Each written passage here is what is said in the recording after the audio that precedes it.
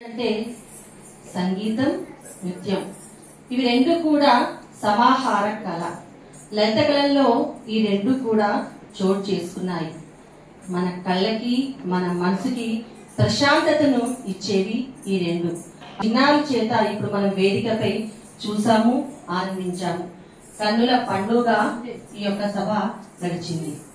కార్తీక మాసం యొక్క విశిష్టతను గురించి ఇక క్లుప్తంగా చెప్పాలంటే, ఏ మాసం నందైనా ఆ మాసం నందు ప్రతి దేవుడు కూడా మనం పూజిస్తే, మనం సేవిస్తే తప్పకుండా మన మనసు నందే ఉంటాడు, మన కోరికను తీరుస్తూ ఉంటాడు.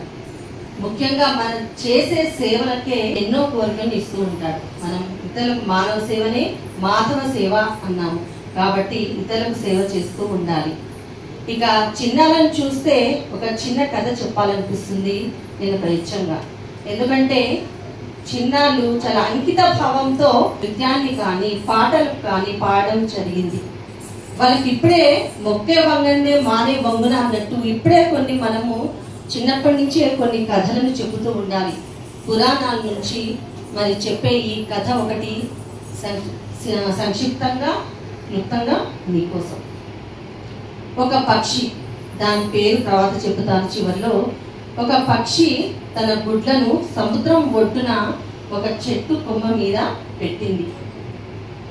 ఒకసారి సముద్రుడు ఏం చేశాడు? సముద్రానికి తెలుసు కదా, పొంగడం కెరటాల ద్వారా. ఆ విధంగా ఆ రోజు సునామీ వచ్చింది అనుకుందాం.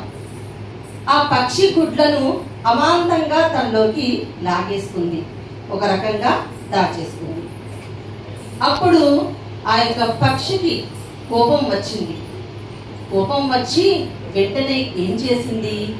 తన ముక్కుతోటి ఎంత నీళ్ళనైతే తన ముక్కుతోటి మరి కలుచుకొని నీళ్ళను పట్టుకుంటుందో అది దూరం ఉన్న ఒక బండ మీద పోస్తూ వస్తూ వచ్చింది. ఇలా కొద్ది రోజులు చేస్తూ ఉంటే ఇంకొక పక్షి అది చూసింది. చూసి తన దగ్గరికి వచ్చింది. ఏంటి, నువ్వేం చేస్తున్నావు అంది.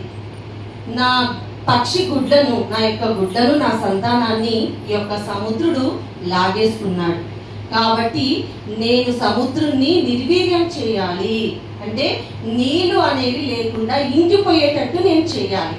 కాబట్టి నాకు ఎంత శక్తి ఉందో ఆ శక్తి ప్రకారం నేను నా ముక్కుతోటి ఈ బండ మీద పోస్తూ ఉన్నాను అనంటే, నువ్వు ఎంతకాలం పోయగలుగుతావు అని ప్రశ్నించింది ఆ పక్షి. అప్పుడు ఆ పక్షి ఒకే ఒక మాట అన్నది, వీలైతే నువ్వు నాకు సహాయం చెయ్యి, సలహా మాత్రం ఇవ్వకు అంది. బాగా గమనించండి పిల్లలు, మీకోసమే ఈ కథ. వీలైతే సహాయం చేయండి కానీ సలహా ఇవ్వకు. ఆ పక్షి వెంటనే తన వంతు సహాయం చేసింది. ఈ విధంగా పక్షి చూడగానే ఇతర పక్షులు కూడా ఎక్కడెక్కడి నుంచో గుంపులుగా, పక్షి చాలా జట్లు కట్టి ఉంటాయి, మనకు అందరికీ తెలుసు కదా. ఆ విధంగా గుంపులుగా వచ్చేసాయి. వందలు, వేలు, లక్షలు పక్షులు వలస వచ్చేసాయి. వాటి వంతు సహాయం చేస్తూ ఉన్నాయి. ఈ వార్త అనేది రాను రాను రాను రాను గరుత్మంతునికి తెలిసింది. గరుత్మంతుడు ఎవరు? పక్షి రాజు. ఎవరి వాహనం చెప్పండి? ఎవరి వాహనం? విష్ణుమూర్తి. విష్ణు వాహనమే కదా, విష్ణుమూర్తి వాహనం. ఆ గరుత్మంతుడు ఆయన కూడా పక్షి రాజు కదా. వచ్చాడు, వచ్చేసేసి వెళ్తున్నాడు. ఇంకా వెళ్తూ ఉంటే గరుత్మంతుడు లేకపోవడం చూసి వచ్చేసాడు. తను కూడా తన వంతు సహాయం తన వంతు చేయడానికి వచ్చేసాడు.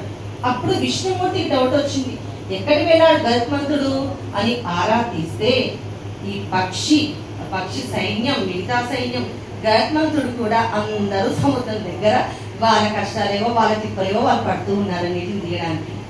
అప్పుడు విష్ణుమూర్తి అక్కడికి వచ్చాడు. ఏం జరుగుతుంది ఇక్కడ అన్నాడు. పక్షి చెప్పింది. అప్పుడు గరుత్మంతుడు అన్నాడు, స్వామి మీరు నా సలహా ఇవ్వకండి, వీలైతే సహాయం చేయండి అన్నాడు. ఇక విష్ణుమూర్తి కదా, లోకాధిపతి కదా, తలుచుకుంటే ఏమవుతుంది? వెంటనే సముద్రుని పిలిచాడు. నువ్వు వెంటనే పక్షి గుడ్లను తీసిస్తావా?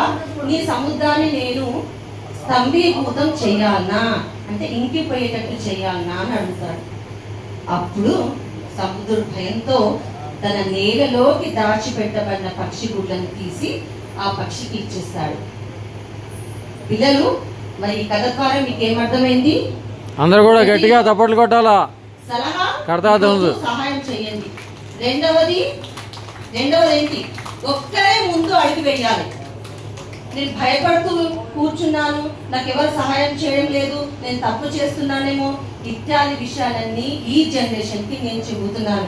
ఎవరో ఒకరు సహాయం చేయాలని ఎప్పుడూ అనుకోకూడదు.